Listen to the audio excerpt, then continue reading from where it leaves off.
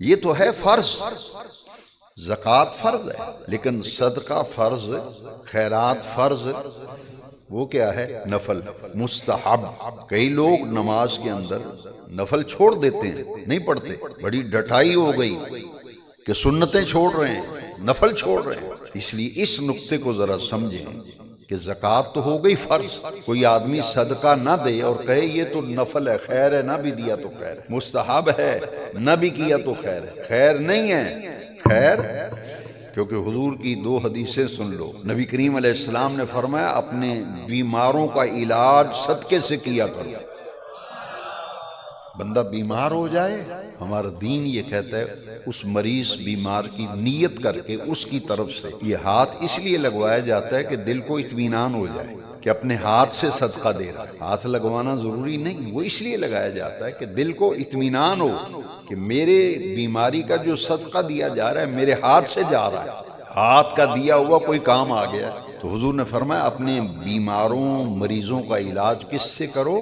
صدقے سے۔ تو اسلام کا جو مالی نظام ہے، نظام معیشت، اقتصادیات کا جو نظام ہے، اس میں سب سے بڑا فریضہ نماز کے بعد وہ عمل زکوٰۃ ہے، اور صدقہ اور خیرات اس کے ذیل میں آتا ہے۔ ایک تو یہ حدیث پیش نظر رہے کہ بیماروں کا علاج کس سے کرو، اور دوسری حدیث ضرور سنیے اور بڑے غور سے سنیے، بری موت سے صدقہ بچاتا ہے۔ کئی ایسی اموات ہوتی ہیں دکانوں پہ بیٹھ کے لوگ تبصرے کرتے ہیں، یار بڑی بری موت آئی اس کو، کہتے ہیں نا موت بڑی بری آئی ہے اسے، اس کی اخیر اچھی نہیں ہوئی۔ میں نے خود سنا کئی لوگوں سے، کہتے یار اس کی اخیر اچھی نہیں ہوئی، بڑی بری موت آئی ہے اس کو۔ تو میرے نبی کریم صلی اللہ علیہ وسلم نے بری موت سے بچنے کے لیے اور برے انجام سے بچنے کے لیے، اخیر اچھی ہونے کے لیے ایک ہمیں عمل بتایا ہے، وہ ہے صدقہ اور خیرات۔